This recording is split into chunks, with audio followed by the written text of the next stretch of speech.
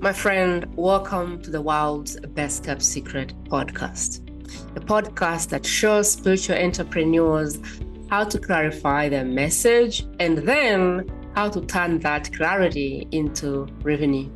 I'm your host, Prima Jope, a mentor and message expert since 2020. Whether you seek to simply clarify your message or feel ready to monetize your brilliance, this is your safe space for actionable guidance and practical tools on how to turn your woo into predictable revenue. Let's get started, shall we? Welcome back. Today is a day for stress and burnout. Do you find yourself stressed and burnt out and you have no idea why? You feel like everyone is expecting you to give them answers. You feel like there isn't enough hours in the day to do the things you want to do. You just wake up every day and the day ends, and this is the question you ask yourself: where did the day go? Where did the hours go? Today I have Jen Bromley in the studios, and we're going to talk about this subject. And I love Jen because she's coming from the school of hard knocks. She's been burnt out and stressed to the dot. She's taken on more than she could handle, and she could literally seen herself crumble. Like she's felt like she's put a house on her head and fallen down and said, okay, I could die from this. I may as well use my experience to help others. So that's the subject for today. It's for you who is a chronic high achiever, whether you know it or you don't. The only reason you get stressed and burnt out is because you hold a very high standard to yourself and you want everything done. Some of us, we don't mind. I have a kitchen full of dishes and I am not about to touch a dish. I could go to bed and those dishes will be there. Why? Because I don't want to burn out. I don't want to stress myself. And I am not like, I don't have the desire to do it all. But if you are a chronic high achiever, guess what? You have to do it. Everything to the dot before you go to bed. This is why you wake up burnt out, stressed, exhausted, wondering if there is a way that you can live a happy life and have time to sleep, to breathe, to blink. If I'm to be more accurate, you think that if you blink today, if you pause, the world will come to an end. And today we're going to bring the truth to you and say, you can blink, you can take a holiday, and everyone will still be fine, if not better. At the end of this conversation, there's one thing you can do for me, and that is getting this message and sharing it with the one person that you know is stressed and burnt out and needs some help. At whatever point you decide to drop off, if it's been helping for you, if it's been helpful for you, I want you to choose one person and share it with them. Without further ado, Jen, welcome to the show. I am honored that you came. Thank you, Prima. Lovely to be here.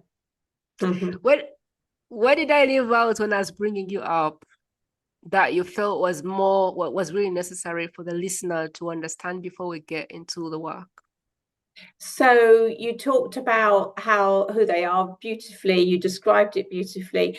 And there's two elements I would add. One is the fact that in a very short amount of time, before people burn out, they can turn things around, even if they didn't think it was possible. My clients find time, and it's amazing. I wish I'd known this.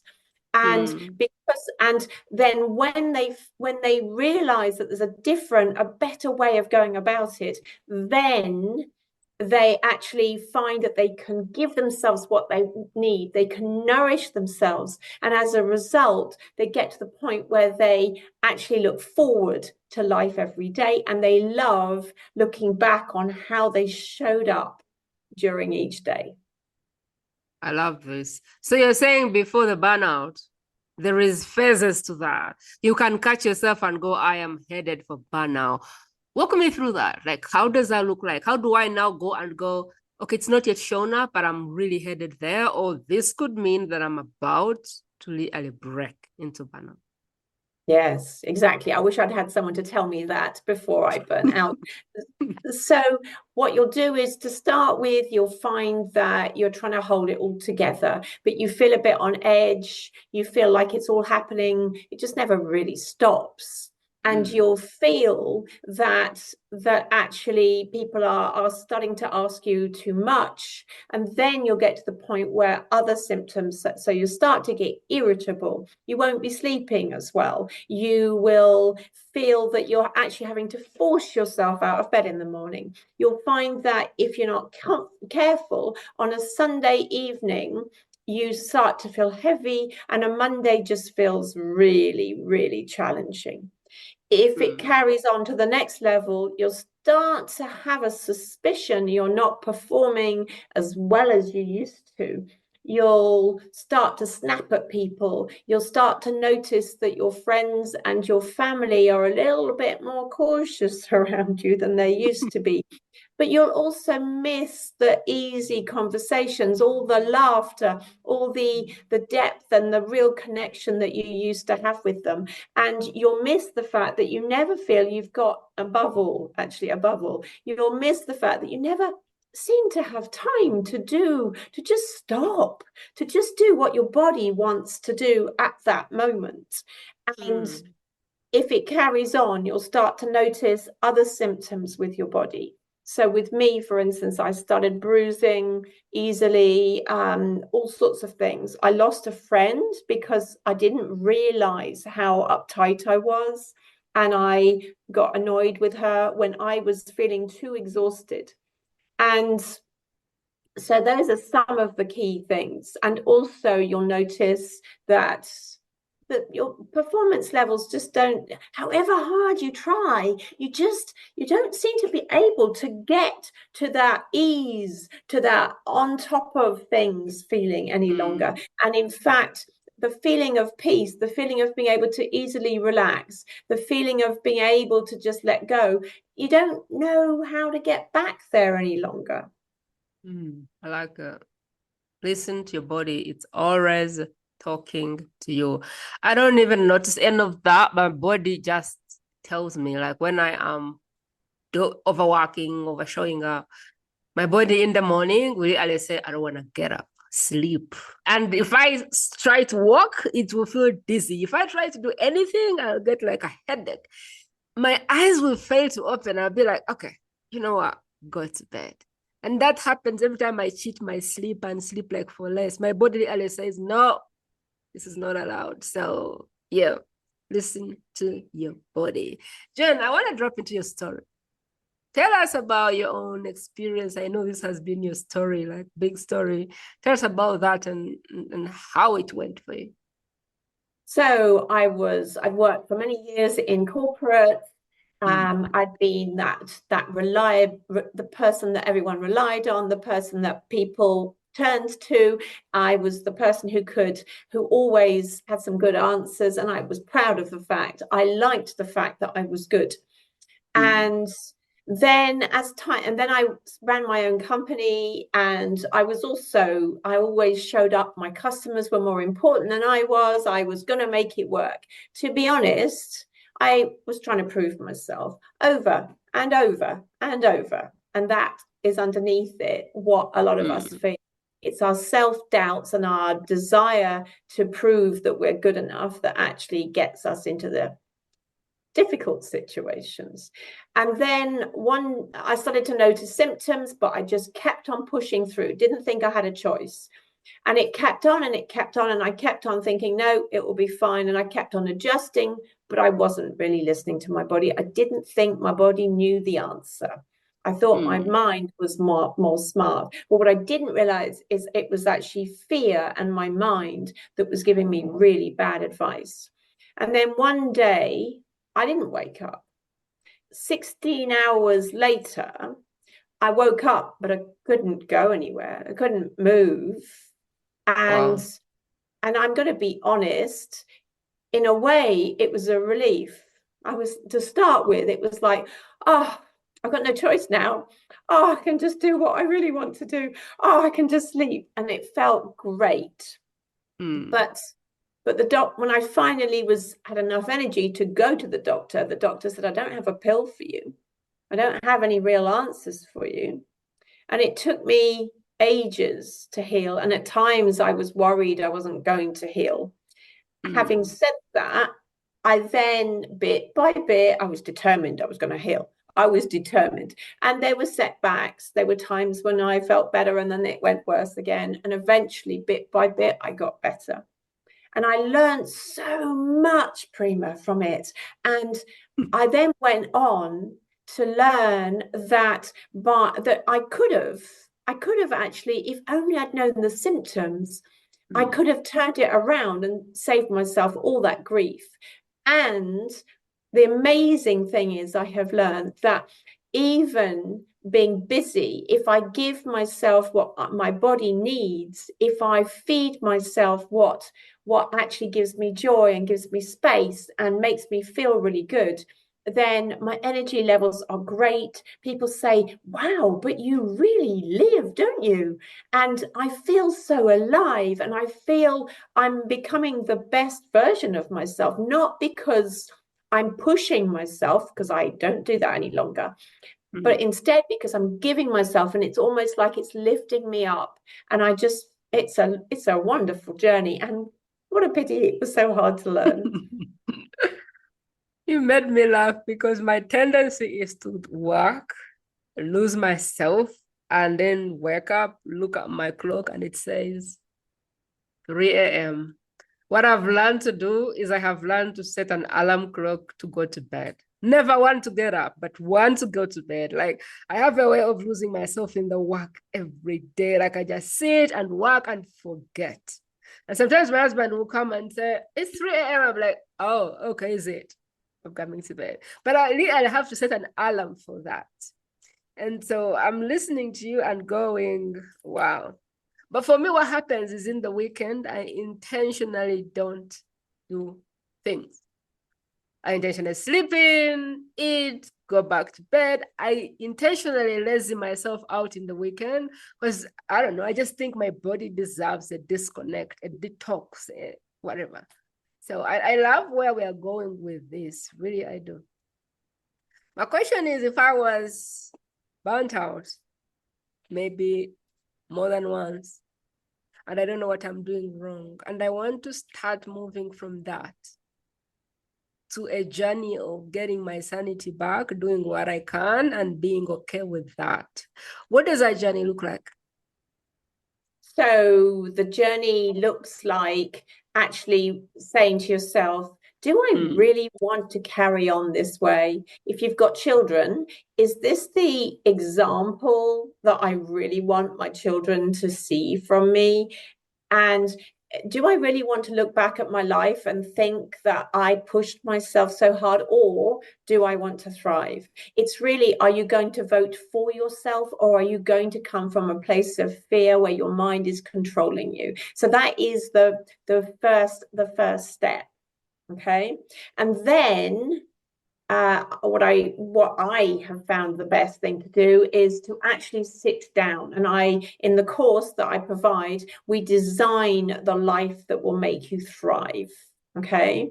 So you actually don't need to change your job. You don't need to change your situation. You just look at different ways that it will work. So you work out how to set yourself up for success. You work out how to become your best friend. You look at the pace you're working at. You look at a whole bunch of different things in order to actually really just change you've got some bad habits, you've got some things that you thought you had to do, and we just clear all of that out of the way so that you can see a life that fills you with joy. And then we can make it happen, and we can look at some of your habits that actually don't make it easy for you, and we can clear the stress, and you can learn better ways of handling it. And then I think a really key thing, the people that I've worked with, so I think you probably criticize yourself. So imagine instead seeing seeing how you actually are a very lovable person, and when things get hard, really being there for yourself. Imagine a time when, instead of doubting yourself, you actually love yourself so much that you really believe in yourself. And imagine being able to work in a way that, yes, you get excited about your work, but it always comes from a place of having fun and just really, really thoroughly enjoying it with no pressure. Wouldn't that be great? I'm writing notes. And I feel lost along the way, but let's see. So the first thing is to decide. Decide that you have the power to end the burnout. Decide that Yes. you have the power to breathe and enjoy your life. Decide that being a mother does not does not mean that you won't sleep or drink water. Deciding that whatever it is you are experiencing can stop. Deciding that you're not the savior for everybody. The Yes, second thing is, yeah. Not trying to be Superwoman. Yes, deciding that being Superwoman is not a trophy that you want. Like it's okay not to be Superwoman and not to do everything at the right time in the perfect order. Okay. Two is to be clear, and you welcome to let me know like where I'm not picking it right. Be clear on what is it that would be the life you want. So if you weren't stressed and burned out, what would be the life? I'd have 2 hours to, I don't know, meditate or do whatever I want. I would have 8 hours to sleep. I would not shout at my kids. I would actually go to the salon, whatever the things you think you want to do. And then number 3, I'm just going to go a yes, bit further than that. yeah, It's really getting to know you at a level that you've never known yourself at before, so that what you've just described there is probably a list that most people would come up with, but instead it pushes your thinking and your understanding of yourself so that you are creating a life that you actually get really excited about. Okay, so then this step 3 is not just design the life you would want, but it's like go deep. What do I enjoy? You know, what do I desire? What are the things that I would really, really love to do, even though I'm not doing them right now because blah, blah, blah. So it's like a layer deep to really know yourself and the things that you probably want or would enjoy, because at some point, people don't even know what they want. They just know what everybody wants. But what do you want? What do you desire? What would you like to see in your life? That's deep work that I probably can't explain here, but that's what I understood. And then the fourth one is to check the habits that you have now. So what systems, what habits, what patterns do you have right now, today? And are they serving you? Go to this, become this person, or are they not serving you? The next one is whatever is not serving you, you decide that it needs to go. So To if a overcome pattern, it. yeah, To so overcome it, you need to find a way around it. Yeah. what is the way around it? If you're doing everything around your house, could you get some help from your children if they're big enough? Could your spouse help out? Walk me more through that part of, okay, I have decided I want my sanity back. I want to enjoy my life. I Yes. have decided I want to do the deep work. So now I'm clear about what it is that makes Prima happy, what Prima wants, what Prima could do to fill her own cup. So now I'm at a place where I know, oh, I could be doing meditation and I could be going and enjoying some nature in the forest. And so I could do prayer time and I could sleep some more and I could whatever that thing is. I could get a massage, whatever. Walk me from that point. Once I'm clear of what I want, walk me through reversing how I'm living to living in a way that is going to take me there.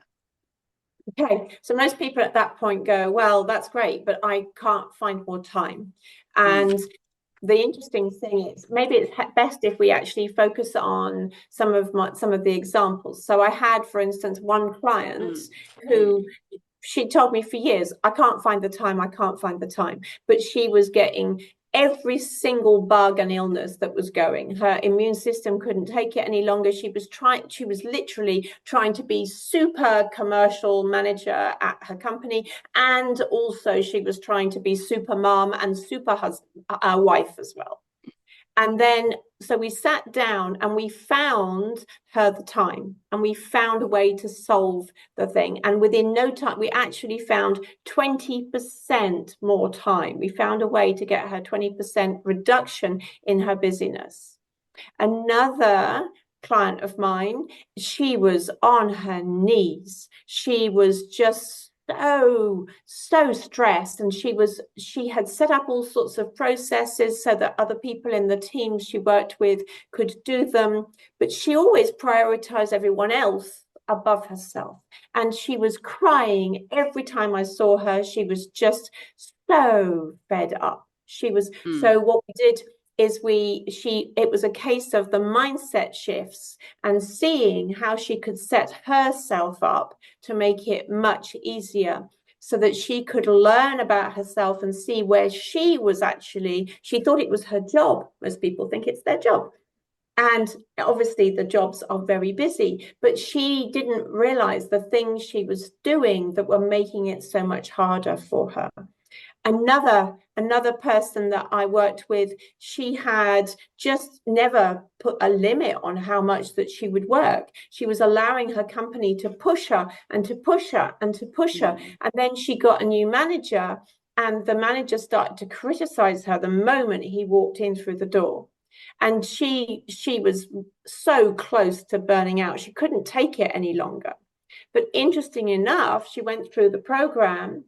She managed to get herself another job with less pressure that was actually a promotion, because it wasn't about the amount of hours. We think our worth is linked to the amount of hours, the amount of effort we put in. But actually, when we slow down and when we choose to be confident in ourselves and we choose to be in a good place, we make so much better decisions. So she's now director level in another company, working less hours with less, and it's not because the company is easier to work with. It's because her attitude to herself, her self-belief, and the way she's working has changed. And she saw herself, and she saw just how powerful she could be. Does that answer your question? In a way, but I still want to ask you, Jen, how do I get more hours in the day? Some people feel, the listener may even be feeling like there is just not enough time. I wish I had more time. They wake up and somehow I think when they go back, they're like, where did the day go? It's like they're working and working and working, and everything in their world needs to happen. Walk me through, how do I practically create more hours in the day if I feel like I don't have enough time in the day? Well, you can't create more hours in the day. But one thing, imagine that you link it to a car driving along, and imagine that you don't give the car the right fuel. So that is the same as you saying, I'm going to just continually rush. I'm going to set my standards this high. I'm never going to give myself a break. I am going to be there for everything. It's basically you haven't prioritized yourself. With every client I've worked with, I've found and I'm sure this what you'll find is that you are actually prioritizing others above yourself. Quite often you prioritize your family. For instance, I was talking to a client last week, and the client basically was saying, well, I get everyone else ready, and then I never have enough time for me. I never prioritize. I never make time for me.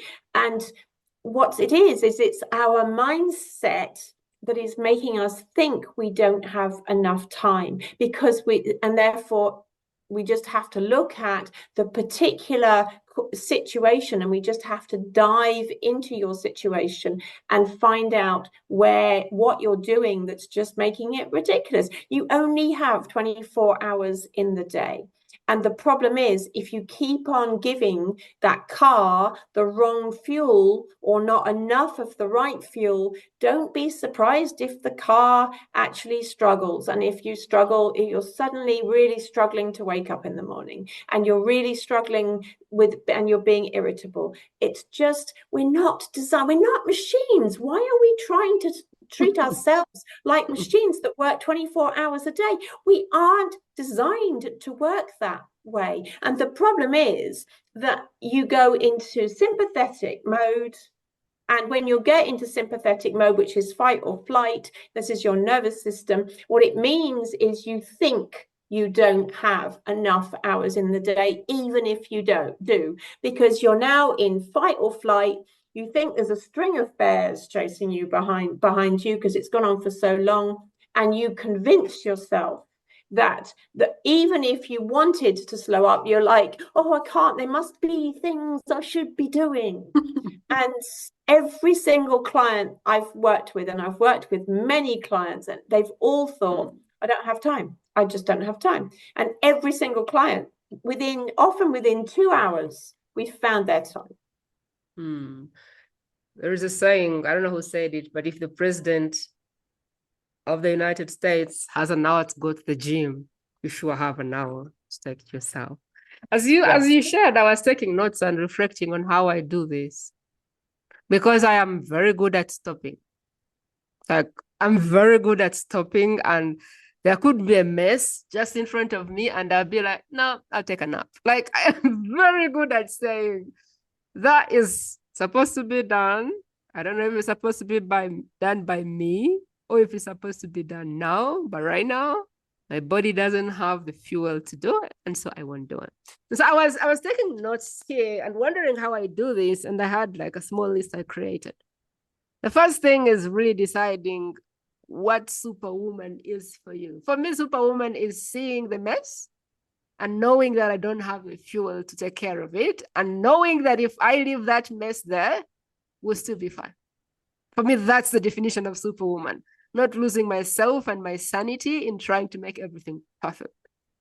So what does superwoman look like to you? Like, what kind of mother, what kind of whatever leader do you want to be? Like, what is the definition of that? And if you're holding a definition of that, who gave it to you?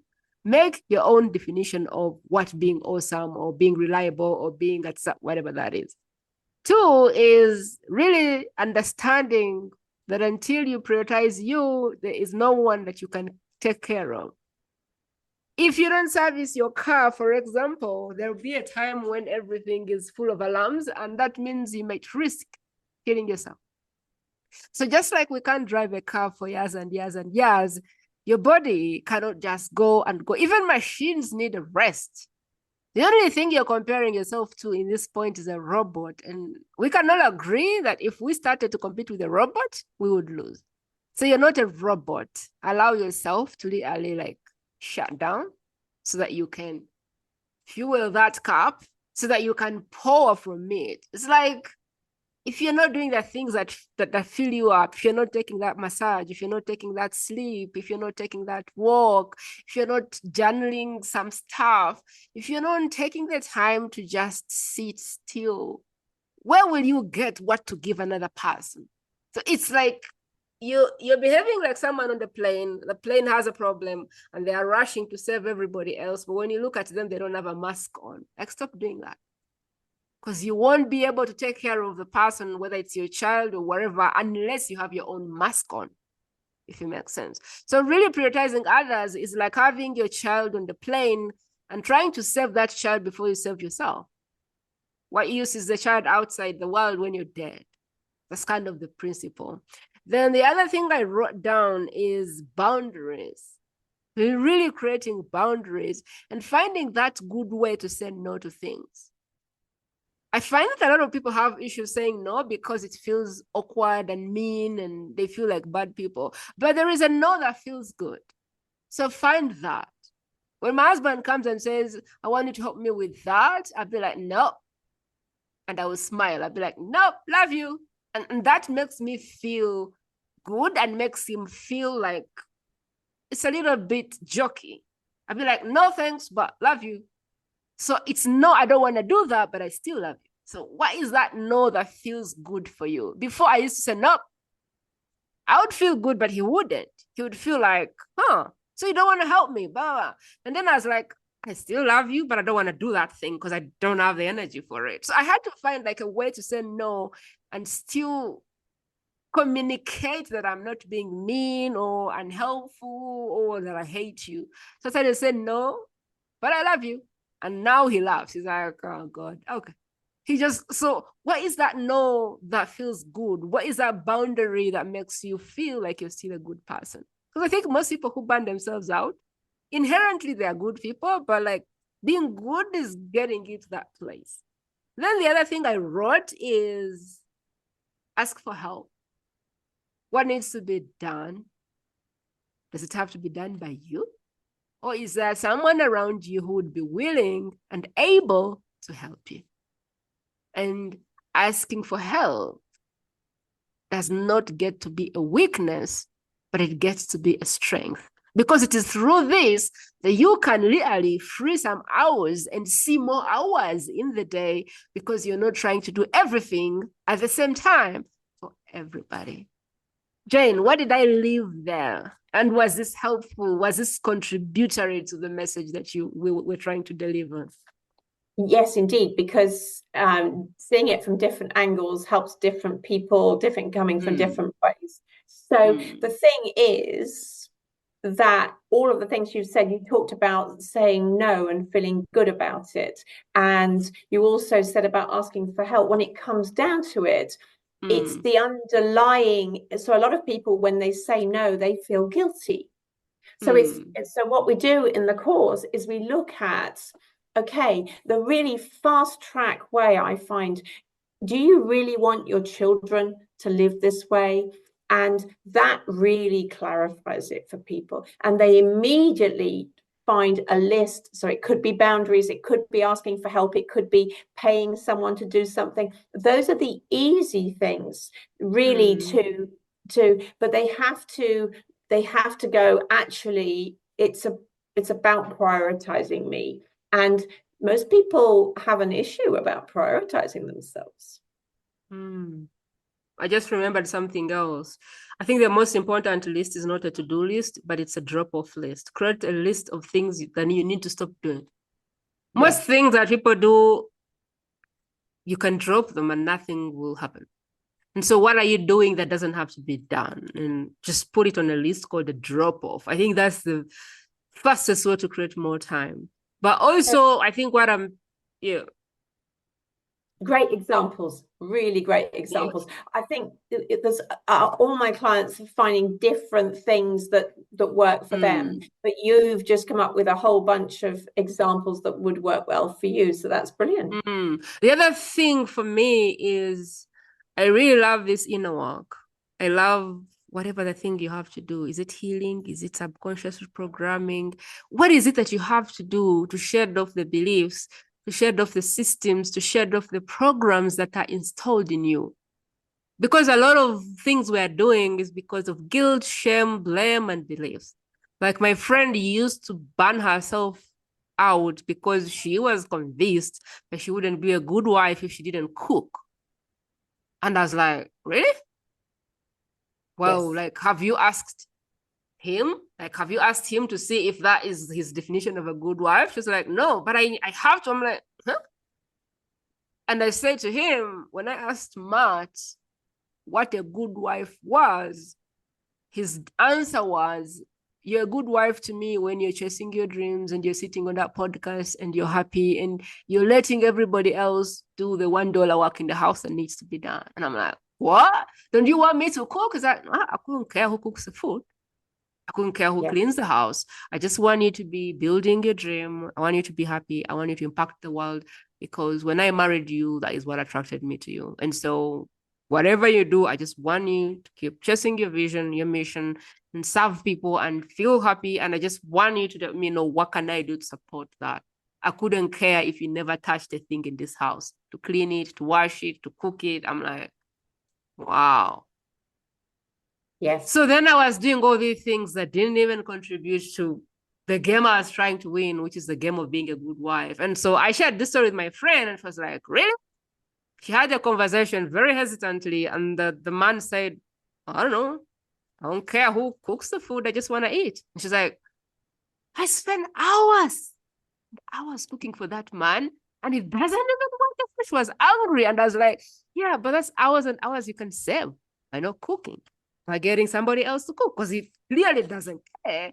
And it took her a very long time to get it. But like, what are Yeah. you believing? What is the conditioning? What are the beliefs that you have around being a good mom, being a good boss, being a good, I don't know, whatever, that are killing you, that are making you exhaust yourself? Maybe look into that and clear those beliefs so that you can set yourself free, or you can set yourself up for success. What have we Yes. left out, Jen? Like, what have we left out for this topic to make the most sense for the person who's listening? I think you've come up with loads and loads of great examples. And to be honest, it can be different. It can be different things for every single different person. With one person, and it comes often from your mother. So interestingly, Prima, did your mother used to do a lot of cooking when you grew up? Yeah, my mom did all the cooking for us. Yes, exactly. So we take that example, but they lived in such a different world. And then we try and take all of those standards, and then we try and make it, life is so much busier now. And we try and think we have to live their life and our life. And we never take the time to stand back. But you know, for another person, it was she found the time at work. For other people, you know, I know so many women who are trying to do a senior manager role, full time, heavy role. And then they think they've got time to come and do all the cleaning, to come and do all the shopping, to come and do all the cooking. They might let someone else do the washing up. And so just stand back and just actually make a list of what you do each day. And then just say to yourself, just have the conversations, like you say, Prima, have the conversations with other people. But when it comes down to it, once you have decided it's not the way to live, it's really easy for us to find the time. It's the decision of, and most people struggle to make it for themselves, but they'll make it for another person who they see is struggling as a result. There's 3 areas I want everyone who's listening to check: shopping, cleaning, cooking. That's easily 6 hours a day. Shopping, cleaning of any sense, cooking. I want you to look at those areas and kind of diagnose and see, like, do you have to be doing them yourself? If yes, no problem. But most of us can give it away. Somebody else can do it, and yet we won't. Do you have to be doing all these 3 things? Do you have to be doing them yourself? Or could they be done by somebody else? This is the place I looked. How much shopping am I doing? How much cleaning am I doing? How much cooking am I doing? And when I could kind of let some of these go, I saw so much time. And so look there and see what you find. Jenny, tell me what you have in the back, your containers, and how you support people through this work, because I know you do. And I'd love for the person listening to know, like, how you do this. How do you support me moving into the next phase of the life I want without the burnout and overwhelm? Okay, so I have this 9-week program that's called Stressed to Thriving, and it's our flagship program, and it basically takes you step by step through the what we call the Stressed to Loving Life methodology. And so it starts with you making the decision, and then it takes you and it does a lot of this deep work. Okay, it really looks into it, but not just in a theoretical way. It will get you to look at each different area of your life so that you can very clearly decide what would be really exciting for you. And it's amazing the little things that can make such a difference. It just, yes, okay, I allow myself to do something for 15 minutes. And as a result, I just come back to life because it's the thing my body wanted. It's the thing I wanted. But until I took time to sit down and define that, I never had actually looked at what it was that my body and I really needed. And so it's the two things: defining what will really excite you, and then it does all the deep work. It goes deeper and deeper, and it really makes a big difference. And most of that people can do in their own time when they have a moment. And then when they get to a point where they go, oh, I couldn't work that one out, wasn't able to blast through that problem, I then do coaching sessions with them, and we go deeper and deeper. Okay, and they clear the issues, and they're amazed at how fast. I just was having a coaching session earlier with someone, and he said, wow, I can't believe how much progress I just made in the last half an hour.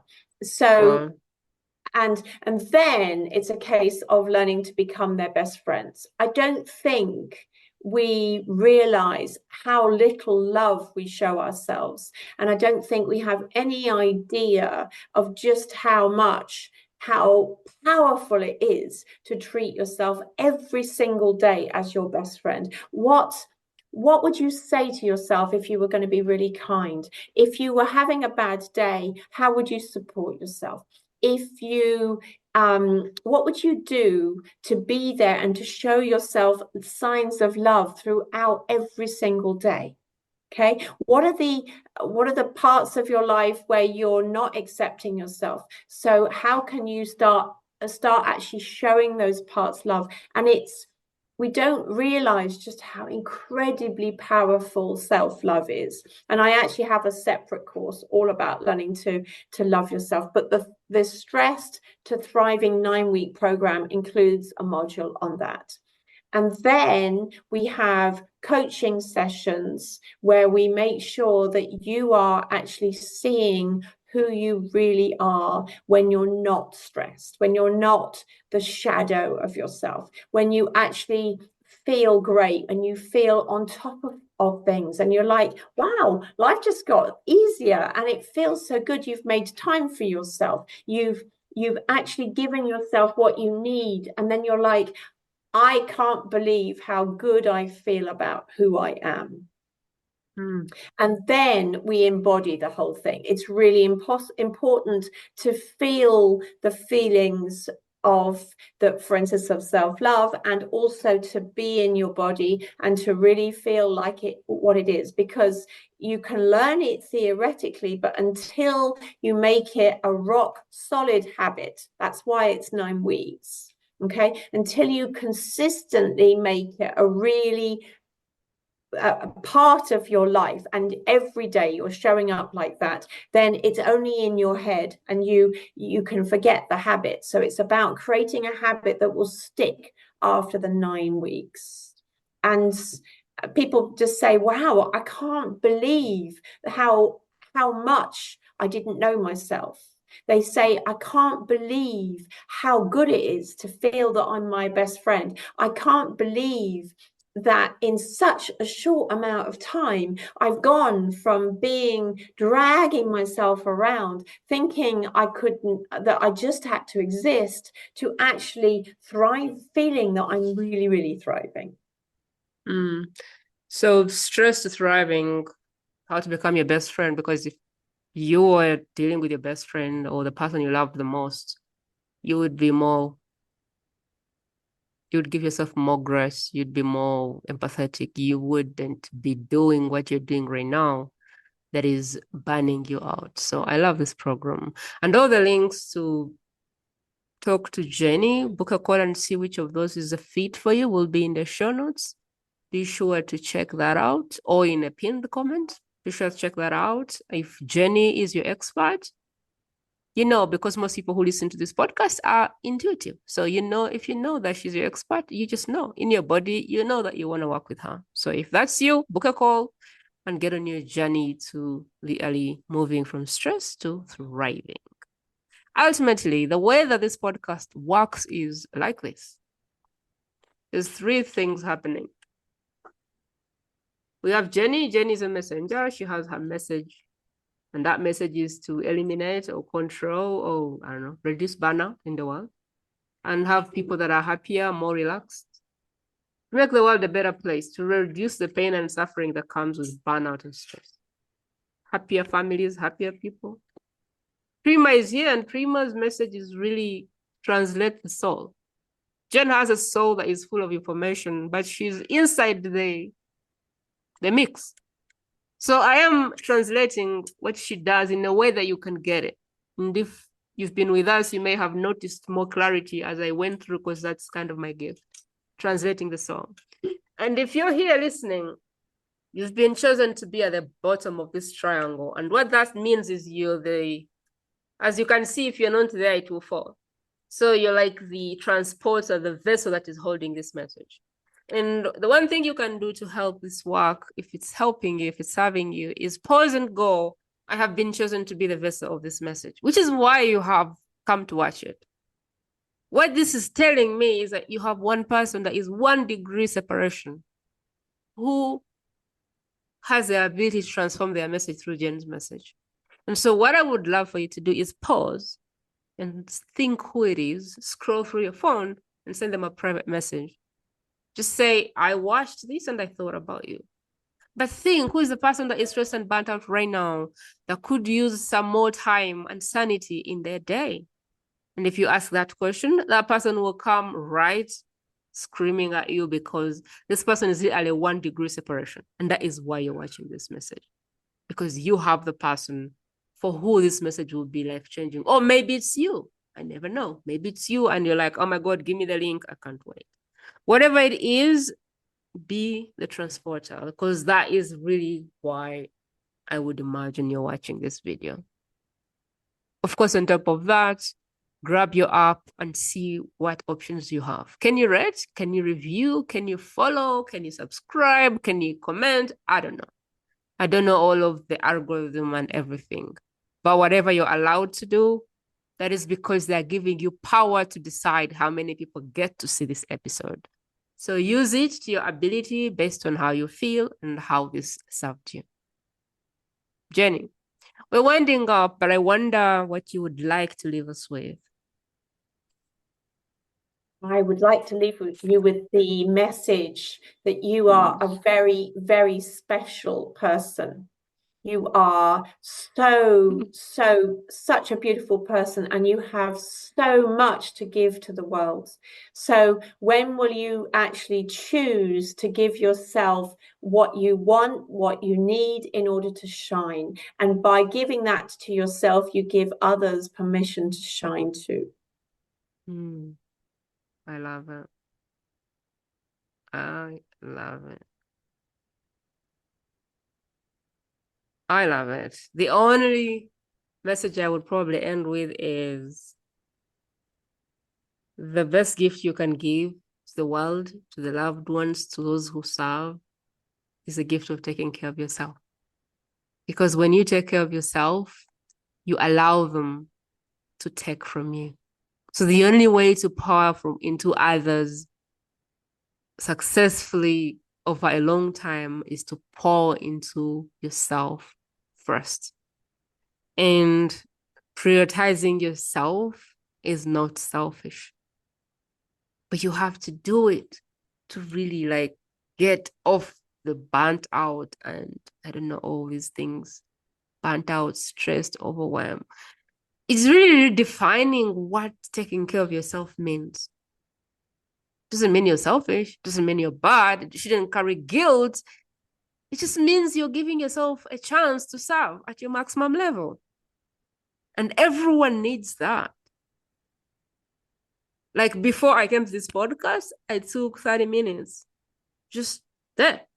And my husband knows if I'm doing podcasts, he's not allowed to come and say anything. He's not allowed to ask me anything. He's not allowed to interfere. Why? Because that is the only way I can show up at my best for Jenny and her message. And if I am busy and tangled in what needs to be done and who needs to do what, and I don't know what's happening in my house, I won't be able to do that. So I do it out of respect for my calling and out of respect for him, because I'll probably be not very pleasant when he asks me to do something right before the episode. So what kind of system can you create around you so that people can respect that space? There's a calendar on the wall and he knows I am on a podcast from this to this. And anything that is less than 30 minutes, the podcast is not allowed beyond this. Like, he's not allowed. There's a roadblock there. And it is created for me to really be there present for my guests. So what can you begin to create in your own life that tells those people who you love, who you care about, that this is your sacred space? And crossing it may not be helpful at that point. So they can do it for you in love, because if they don't cross that boundary, when you're done with what you're doing, you now give them your best stuff. What can you do today to create that for yourself? I can guarantee you, if your family is getting you to go nuts, if everyone is taking your time and you feel like you're about to collapse, chances are people don't know when they're crossing the boundary. People don't know when you're busy. People don't know when to enter the office and when to leave. People don't know when to talk to mom and when not. Like, people don't know what their boundaries are. They don't know when the best time is. They don't know how to respect your time. So do them a favor and put something down that helps you pour into yourself, that helps you take care of yourself. Because it's really from that place that you can give your best. And I really want to thank you for listening, for staying along, but especially for choosing to change your life and for sharing this with one person who the message can help. And to you, Johnny, thank you for today. We celebrate the day, we celebrate you for coming, but especially we really celebrate the time that you spent in the wilderness when all this was chaos for you up to this point, because this point came because you were able to go through the wilderness and you didn't give up on yourself. So really celebrate that. And at Best Kept Secret, we don't miss that moment, because we've all been there and we're all still there. So we celebrate it and we say it was worth all of the sacrifice. So thank you for pouring in us and for being in the community. We really appreciate you. All right, until next time, have a beautiful day, and I'll talk to you soon. Thank you for joining this conversation on the World's Best Kept Secret podcast today. If you feel ready to stop keeping your work a secret, head over to primajope.com and request a free conversation. Until next time, please remember that there's no prize in keeping your work a secret.